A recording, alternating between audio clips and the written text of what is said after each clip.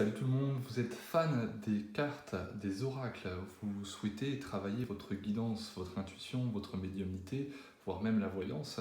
J'ai décidé par le biais de la chaîne de vous présenter des jeux que moi j'ai en main et je vais essayer de demander progressivement à des amis de me prêter des jeux également pour que vous puissiez faire un tour des différentes cartes que vous pouvez trouver et voir si ça vous plaît avant de les acheter. Donc aujourd'hui, moi ce que je vous présente, c'est le jeu des runes.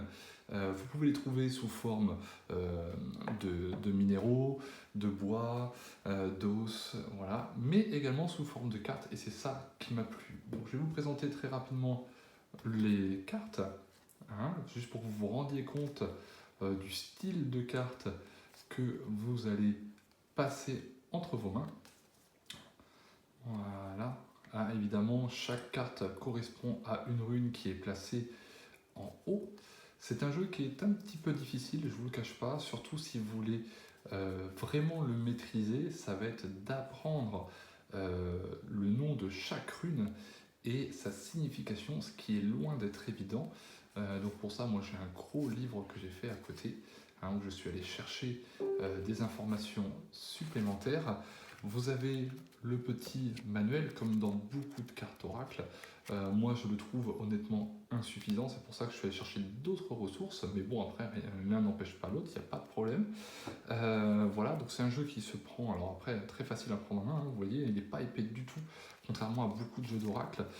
Si je dis pas de bêtises, voilà, il a donc 24 cartes dedans. C'est un petit jeu, mais parce qu'il y a 24 runes, hein, il y a 4 à aide, donc à partir de là, c'est pour ça qu'il y en a moins que dans d'autres jeux d'oracle. Par contre, ça donne des guidances relativement complètes. Pour trouver ce jeu, tac, regardez l'éditeur Lo Scarabeo, BO, pardon, et rien d'autre à stipuler. Au niveau du prix, je ne sais plus combien j'avais payé, c'était mon premier jeu.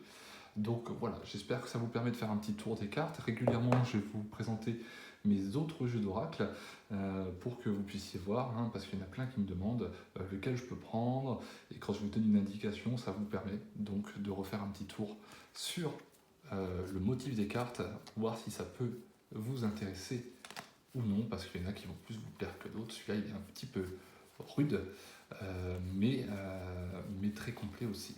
Voilà, écoutez, j'espère que ça vous a plu. Je vous dis à très bientôt pour un deuxième jeu d'oracle. Ciao!